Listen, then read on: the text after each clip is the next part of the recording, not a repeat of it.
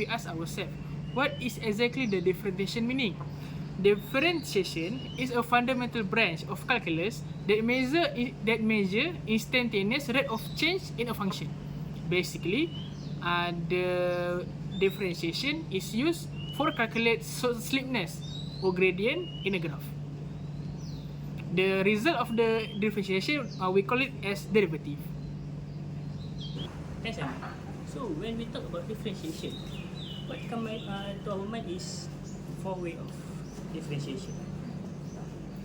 Firstly is power rule. Power rule is quite simple. Power times prime, power minus 1. Power times prime, power minus 1. So for the next rule is product rule. Product rule is when y equals to uv, so dy over dx is uv prime plus vu prime. So for the third rule is quotient rule.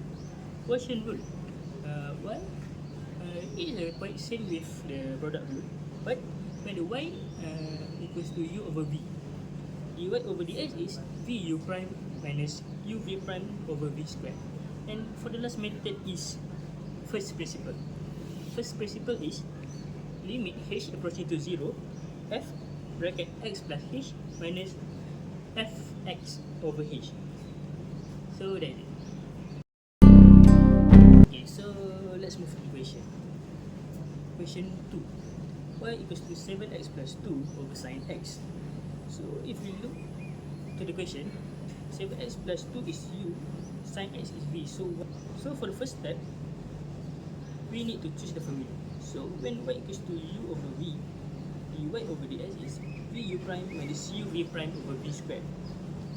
So that's a quotient rule. So for the second step is when you do a quotient rule or the product rule, you need to find four things: u, u prime, v, and v prime. So first is the u prime. U is equals to 7x plus 2, and v equals to sine x. U prime equals to 7 because for 7x we use a power rule, and if we differentiate the number it will be 0. And for the sine x, it is a chain rule. So sine x, if we differentiate, it will be cos x, and if we differentiate the x, it will be 1. So cos x times 1 equals to cos x. So v prime is a cos x. So for the third step, we substitute into the formula. So we just substitute the v u prime, u and v prime, also v squared, and you solve it and you will get the final answer. That's it. So next, I will explain about question 2i. In this question, it gives y equals to e with the power of cos 2x sin 2x. Okay. First of all, we need to scaling the question first. In this question, we know that there is exponential rule, and also there is two functions that being multiplied together. So we need to use the product rule to solve this question. We need to use formula uv prime plus vu prime. Okay. In this term, e with the power of cos 2x, we need to differentiate it. We copy the function, then multiply by the derivative of the power. Okay.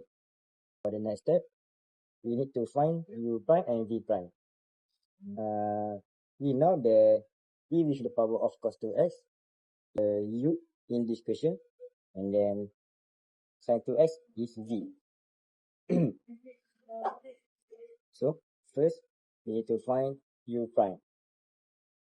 Okay, we need to copy the terms of e with the power of cos 2x, and then we need to multiply by the differentiate of cos x. So we differentiate the power of cos 2x, so we get negative sin 2x, and then we need to multiply by the derivative of the power. So we get 2. So we get negative sine 2x and then multiply by 2. Okay, so then we get negative 2 sine 2x. So u prime is equal to e with the power of cos 2x multiplied by negative 2 sine 2x. And then we got negative 2e with the power cos 2x and sine 2x. Okay, so next we need to find v prime. So the differentiate of sine 2x, we get cos 2x. And then we need to multiply by the derivative of the power. So we get 2. And the answer for v prime is 2 cos 2x. For the last step, solve by using the formula. After we get the u prime and v prime value, we need to put it in the formula. That's u v prime plus v u prime. So dy dx, it is equal to e with the power cos 2x multiplied by 2 cos 2x plus sin 2x and multiplied by negative 2e with the power cos 2x sin 2x. So we need to bracket the second equation, that v u prime, because if we not using this bracket, sometimes you will having some issue to solve this question. So and then we got 2e with the power of cos 2x minus by 2e cos with the power cos 2x sin square x. And then we already know that 2e with the power cos 2x is the same variable, so we can factor it out. And then for the last answer, we can get 2e with the power of cos 2x and multiply by cos 2x minus sin square x. Okay, so that's why. So now we look at the question 3b. In this question, find dy over dx of the following equation using implicit differentiation. So now, we want to solve this question using implicit technique. Okay. We look at the question. The question is 5y squared plus 6y equal to x squared. So, what the first step to solve this question? The first step is differentiate all variable with dy over dx. So, for 5y squared, it become dy over dx tan y. For sin y, it become dy over dx cos y. And for x squared, it become dx squared over dx. So basically, what the implicit differentiation mean? For x variable, we differentiate as normal. But for y variable, we differentiate but plus dy over dx. So after we do that, after we differentiate all variable and add dy over dx beside the y variable, arrange all the variable with dy over dx at left side and others on other side. So as we look at the question already arranged that. And then factorize the dy over dx. Like we see at the question, dy over dx in the bracket tan y plus cos y equal to 2x. And then solve it.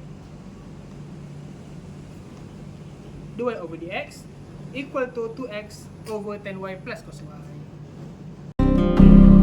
Next part, this is my part for question 4, which is 16.02 to the power of 3 over 2 plus 2 set 16 over 2. Next, we need to find the nearest number.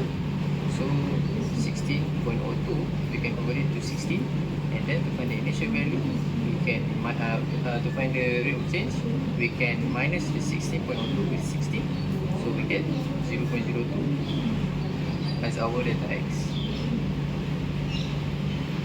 So, and then we have to remember the formula, which is fx equals fx naught using our initial value plus f prime x naught times with delta x. And then we compute, we substitute, we convert 16.02 into x so that we can find the derivative of fx, and then compute the value. Then we find the value, then we find the f mx. So then we can compute the formula previously, and like so, using the x null value J16, and then after the compute we get 577.8, or in decimal places we get 72.125. So in order to know whether the approximation is true, we can compute the original value, which is 16.02, into the calculator, and we get the same approximation, which is 72.125035, which we conclude it as 72.125. So therefore the answer is, that's all.